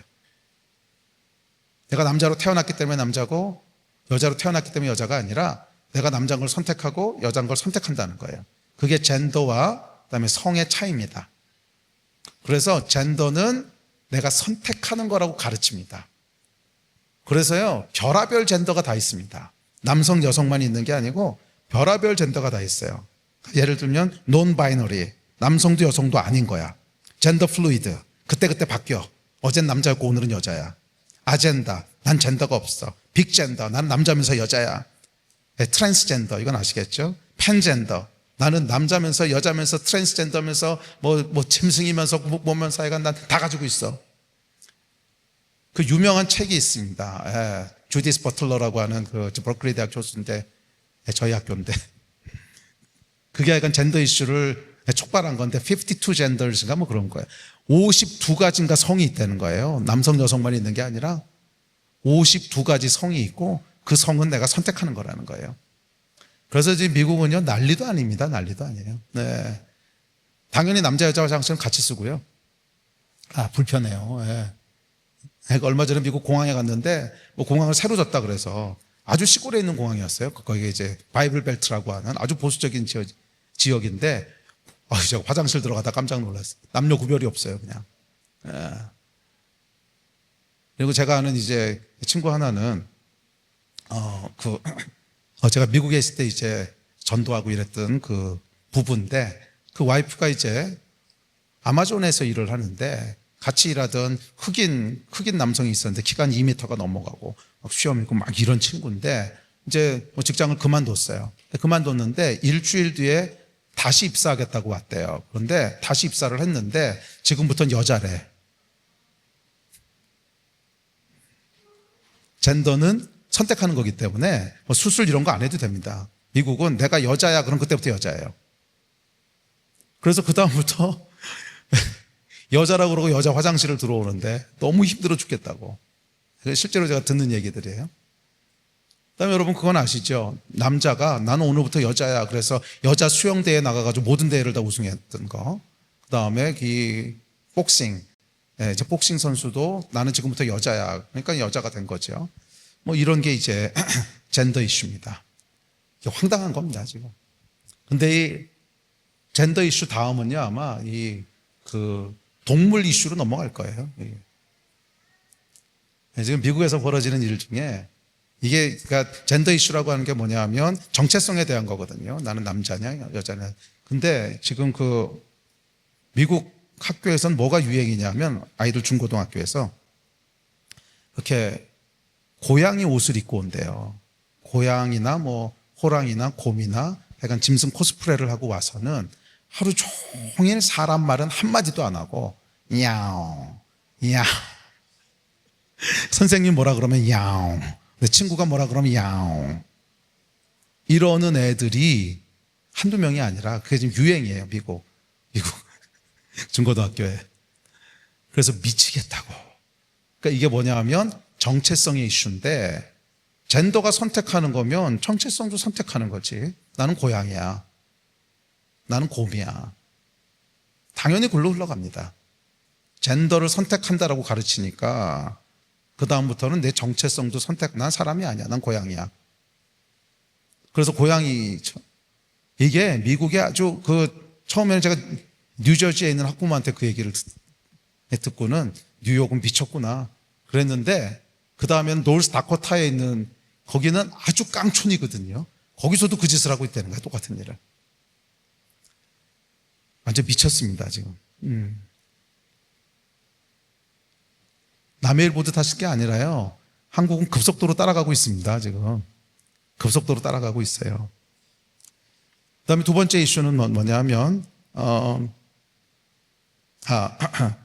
정치적 올바름. 예. 정치적 올바름이라고 하는 건 이제 영어로는 political correctness라고 하는데 우리말로는 없어요. 그래서 아마 혐오 발언 비슷한 것 같은데 미국에는 그래서 메리 크리스마스라는 말을 못 씁니다. 그것이 넌 크리스찬들한테 혐오스럽게 들린다는 거예요. 그래서 해피 할러데이로 전부 바꿨습니다. 그러다가 트럼프가 되면서 다시 메리 크리스마스를 가져왔죠. 근데 이것만 그런 게 아니고 체어맨 이거 쓰면 안 됩니다. man은 남자잖아요. 체어퍼슨. 그 다음에 he, she 이런 거 쓰면 안 돼요. it라고 해야지. he, she 쓰면은 이것은 남녀 차별입니다. 그 다음에 진짜 웃긴 게 뭐냐면 fat, 뚱뚱하다 이 얘기 쓰면 안 되고요. plus sized. 옷을 넉넉하게 입는 사이즈 이렇게 얘기해야 돼요. 자, 이게 이제 혐오 발언을 하면 안 된다는 거거든요. 근데 혐오 발언이라고 하는 게 문제가 뭐냐면 뭐가 혐오인지가 애매하다는 거예요. 그래서 이 문화 막시즘에서 정의하는 혐오는 뭐냐면 내가 불편하다고 느끼는 게 혐오예요. 나 중심의 혐오가 아닙니다. 그래서 문화 막시즘의 인권은 뭐냐면 나는 내가 듣기 싫은 말을 듣지 않을 권리가 있다는 게 인권이에요. 자, 여러분, 우리나라도 이제 인권조례가 있잖아요. 이거가 가장 핵심이 뭔지 아십니까? 동성애자들 차별하지 말자.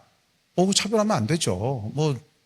동성애라고 해서 우리가 세금을 더 먹이거나, 버스를 못 타게 하거나 이러면 안 되죠. 그런데 그 법의 취지는 뭐냐면 나는 내가 동성애이기 때문에 틀렸다는 소리를 듣지 않을 권리가 있다는 거예요. 이게 핵심입니다. 이게 이제 혐오 발언이거든요. 그러니까 이런 이상한 인권 개념을 가지고 나오는데 이건 여러분 내가 그냥 그렇게 들었다면 그런 거야. 그래서 지금 미국 교회들이요 엄청난 위기를 직면하고 있는데 미국 교회들을 향해서 고소를 하기 시작하는데 뭐냐 하면 내 인권이 침해받았다는 거예요. 왜? 목사님이 내가 듣기 싫은 말을 하셨다는 거야. 복음은 여러분 죄에 대한 걸 지적하는 건데 이게 인권을 침해하는 게 되는 거예요. 그래서 제가 아는 정말 제자 훈련 잘 시키고 정말 사역 잘하는 교회들은요 다 지금 엄청난 위기 가운데 있습니다. 그 중에 몇 분은 그래가지고서 그냥 목회를 사임하신 분도 있고요. 아주 유명한 교회들인데 그 사임하셨던 목사님이 정말 대표적인 교회인데 미국에 근데 그분이 이제 영어권 목사님이라서 한국 분이세요. 그래서 사임하시면서 저한테 전화 왔었어요. 목사님 조금 있으면 한국도 그렇게 됩니다. 그러면서 사임하시는 이유를 쭉 이렇게 설명을 해주시는데 내가 듣기 싫은 소리를 들었기 때문에 교회에서 인권 침해를 당했다는 거예요. 이게 한두 군데가 아닙니다. 제가 미국에 있을 때 모교회가 있었는데 그 교회도 사역을 아주 잘합니다. 아주 잘하고 이제 영어권 사역을 하는데 거기도 지금 보니까 난리도 아니더구만. 이번에 이제 집회하러 갔었는데 난리도 아니에요. 인권 침해 당했다고. 그러니까 인권 침해. 그러니까 교회는 이제 어떻게 돼야 되냐면 듣기 싫은 소리 하면 안 돼요. 잘했어, 잘했어, 괜찮아, 괜찮아. 너무 훌륭해. 요거만 딱 얘기해야 되는 거예요. 이게 지금 우리 앞에 놓여 있는 미래입니다. 우리가 이 싸움에서 밀리면요, 이건 그냥 정해진 순서입니다. 이거 정해진 순서예요. 아주 심각한 시대입니다. 시간이 없으니까 빨리 합시다. 그 다음에 이제 희생자 이데올로기라는 게 있습니다. 이건 뭐냐면 희생자는 항상 옳다는 거예요. 그래서 우리가 봐왔죠. 세월호 사건, 이태원 사건. 희생자는 항상 옳다는 거예요. 그 문화 막시즘을 이해하려면 변증법적 사회 변화론이라고 하는 걸 이해해야 되는데, 변증법적 사회 변혁 이론이라고 하는 건 뭐냐면 이제 정반합이라고 보통 알려져 있는데, 정반합을 통해서 사회가 발전한다는 거예요. 그러니까 뭐냐면 정이 있으면, 그러니까 정반합은 쉽게 얘기하면 둘로 나눠서 박터지게 싸우다 보면 선한 게 나온다는 거야. 그게 기본적인 이론입니다. 그러니까 정이라고 하는 건 사회에 기득권층이 있어요. 그러니까 예를 들면 부르주아가 있든지 뭐 아니면 남성이 있든지 뭐가 있어요. 그러면 거기에 이제 반대되는 세력이 나타나야 된다는 거예요. 그래서 그러니까 이쪽 프롤레타리아가 나타나든지 여성이 나타나든지 그렇게 해서 이 정과 반이 부딪혀 싸워요. 박터지게 싸우다 보면 거기서 선한 발전이 일어난다고 하는 것이 변증법적 사회 변혁 이론이고, 이게 이제 문화 막시즘의 가장 기초적인 그 얼개입니다. 자, 그래서 여기선 이제 왜 그렇게 될 수밖에 없냐 하면 정의라고 하는 건 기득권층이기 때문에 자연스럽게 자기 권리를 내놓을 리가 없다는 거예요. 그러니까 예를 들어 공산혁명을 하려고 해요. 다 같이 똑같이 나눠 가지자. 그러면 부자들이 돈을 내놓겠냐는 거야. 난 좋은데. 안 내놓죠. 그러니까 이건 싸울 수밖에 없다는 거예요. 싸워서 뺏지 않으면 절대로 내놓지 않는다. 내놓지 않는다고 하는 것은 사회는 변화되지 않는다. 사회를 변화시키려면 반대 세력이 나와서, 안티테제가 나와서 박터지게 싸워서 그 안에 혁명이 일어나든 뭐가 일어나든 그러면서 그 다음 단계로 가야 된다. 이게 이제 기본적인 구조입니다. 그래서 막시즘에서는 항상 뭐가 필요하냐면 싸울 대상이 필요해요. 그러니까 막시즘은 기본적으로 이 분노가 사회 발전의 에너지인 거예요. 동기예요. 분노가 있어야 그 분노를 통해서 사회가 그 다음 단계로 간다는 거예요. 그러니까 이게 마귀 작품인데, 자, 그러다 보니까 분노를 쏟을 대상이 없으면 막시즘은 이게 성립이 안 돼. 그래서 항상 막시즘에서는, 문화 막시즘에서는 분노를 쏟아낼 공공의 적이 있어야 돼요. 없으면 하나 만들어야 돼. 그래서 이 클래시컬한 막시즘에서는 자본가들, 돈 가지고 있는 자본가들이 이제 공공의 적이었고, 그 다음에 페미니즘으로 넘어오면 남성이 공공의 적이고, 미국 같은 경우에는 백인이 이제 공공의 적이 됐다가 블랙 라이브즈 매터 뭐 이런 거 보면 이제 소수민족들이 이 백인을 그렇게 만들었다가, 그다음에 또 뭐가 있죠? 하여간 계속 이렇게 갈라치기를 해야 돼요. 사회를 계속 갈라치게 돼요. 한국에서 여러분 페미니즘 이슈 나오니까 보십시오. 이 결혼해서 행복하게 살아야 될 남자와 여자가 젊은 아이들이 박터지게 싸우잖아요. 이대남 이대녀. 이게 이제 막시즘이 의도적으로 만들어내는 겁니다. 그렇게 갈라쳐서 싸우도록 하는 거예요. 그다음에 이제 동성애 이슈에서는 성소수자와 다수자. 근데 이 다수자는 그냥 애매하게 다수자가 아니라 기독교예요, 이게. 그래서 이 성소수자와 기독교, 그렇게 해서 이제 싸우도록 만드는 거고, 이건 여러분 계속 할 겁니다. 얘네들은 계속해서 없으면 만들어내서 나중에는 뭐 별의별 게 다 나올 겁니다. 왼손잡이, 오른손잡이, 머리 있는 사람, 대머리, 안경 쓴 사람, 안 쓴 사람. 나눌 수 있으면 계속 나눠야 돼요. 왜? 분노가 있어야 사회가 발전을 하니까. 분노가 있어야 그 분노의 에너지를 가지고 사회가 발전을 해나가기 때문에 이게 기본적인 얼개예요. 그래서 문화 막시즘이 역사하도록 두면 안 됩니다. 이거는 그 끝에 피를 부를 수밖에 없어요. 이론적으로 분노와 혁명이라는 걸 통해서 발전한다는 거기 때문에 이건 끝이 정해져 있습니다. 근데 우리가 속고 있는 거예요, 이거를. 교묘한 거짓말에, 달콤한 거짓말에, 우리가 다 같이 약자를 돌봐야 되고 소수를 돌봐야 되고, 그거 당연한 얘기지. 근데 그걸로 교묘하게 포장을 해서 사실 궁극적인 목적은 혁명이에요. 마르크스 혁명. 예, 그게 일어나기를 원하는 겁니다. 자, 이제 그것 중에 하나가 이제 희생자 이데올로기예요. 그러니까 희생자가 나왔어요. 뭐 세월호 사건이 일어나고 물론 안 됐죠. 그러니까 우리가 잘 돌보고 해야 되긴 하는데 그걸 정치적으로 이용을 합니다. 요거 갈라치면 되겠구나. 요 사람 대 아닌 사람. 그 다음에 소수는 항상 옳다라고 하는 얘네 그 이제 믿음이 있어요. 소수는 항상 옳아. 소수는 항상 정의로워. 그래서 여러분 보십시오. 뭐 세월호 사건, 이태원 사건 다 그 사람들이 잘못한 거 뭐 이런 거는 하나도 이슈가 되는 게 없어요. 무조건 옳고 무조건 천사고. 그리고 그 사건을 막지 못했던 사람들은 전부 악마고. 그거 왜 그렇게 할까요? 분노를 일으켜야 되니까. 그러니까 막시즘은 기본적으로 분노를 일으켜야 돼요. 분노가 일어나야 사회가 발전을 해요. 그렇게 믿는 거예요. 그러니까 계속 분노를 일으키는 겁니다. 자, 하여간 뭐 이런 거. 환경운동도 조심하셔야 됩니다. 이 환경운동도 물론 우리가 환경을 잘 이제 돌보긴 해야 되지만 이것도 문화 막시즘에서 교묘하게 이용합니다. 교묘하게 이용을 해서 이거 이제 미래 세대와 기존 세대의 대립으로 그렇게 이제 몰고 갑니다. 그러니까 환경을 오염시키는 건 뭐냐면 자본가들의 착취라는 거거든요. 환경 오염시키면서 공장 만들어서 막 자기들이 이익을 얻는다는 거예요. 그러니까 기존 세대가 이 환경은 우리 다음 세대들이 누려야 될 자산인데 그것을 뺏어가고 있다는 거지. 그러니까 이 착취에 대해서 분연히 일어나야 돼 하는 게 이제 이 환경운동의 기본적인 얼개입니다. 그래서 이런 패러다임들 조심하셔야 돼요. 이게 우리는 그냥 표면으로 등장하는 것만 보고 좋은 얘기하는 거 아니야? 환경 보호하자는 거 아니야? 소수 약자들 보호하자는 거 아니야? 다 같이 평등하게 살자는 거 아니야? 다 좋은 얘기 같아 보이지만 이건 빙산의 일각이고 그 밑에 뭐가 있는지를 봐야 돼요. 이거 다 속아요. 목사님도 속고요. 크리스찬도 속고. 이게 깊게 들여다보질 않는 거예요. 이게 도대체 어디서부터 나왔는지, 그 밑에 있는 사상은 뭔지, 역사적인 뿌리는 뭔지, 그렇게 해서 어디로 가자는 건지, 이거 들여다보지 않으니까 그냥 표면적으로 드러나는 일들. 환경 오염시키지 말자는 좋은 얘기 아니에요? 뭐 슬픔 당한 사람들 우리가 품어줘야 거 좋은 얘기 아니야? 소수 약자들 보호하자 좋은 얘기 아니야? 가난한 자들 돌보자 성경적인 얘기 아닙니까? 다 속아요.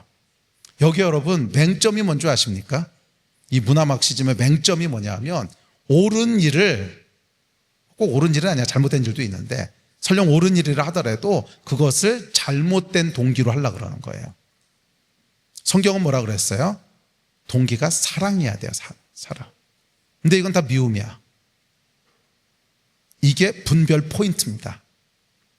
그러니까 아무리 그게 좋은 일 같고 아무리 옳은 일 같아도 그래서 그 밑에 있는 동기는 뭔데 이걸 파고 들어가셔야 돼요.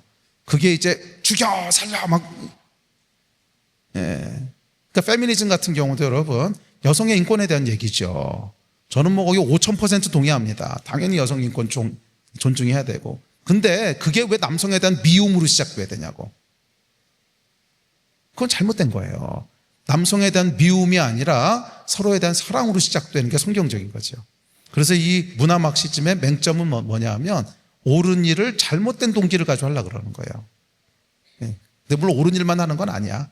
잘못된 일도 많이 하는데 그럴듯해 보이는 일들조차도 이상한 동기를 가지고 폭력적인 것을 가지고 하려고 하는 겁니다. 자, 문화 막시즘의 몇 가지 맹점들을 제가 이야기하고 오늘 말씀 마칩시다. 그러니까 문화 막시즘은 첫째는 잘못된 동기를 가지고 하려고 그런다는 거고 두 번째는 갈라치기에 기초한다는 거예요. 편을 나눠서 싸워야 된다는 거예요. 그런데 성경은 하나됨을 얘기합니다. 그러니까 이 문화 막시즘은요, 그 겉으로 드러나는 것은 성경적인 것처럼 얘기를 하는데 실제 동기는 완전히 반성경적이에요.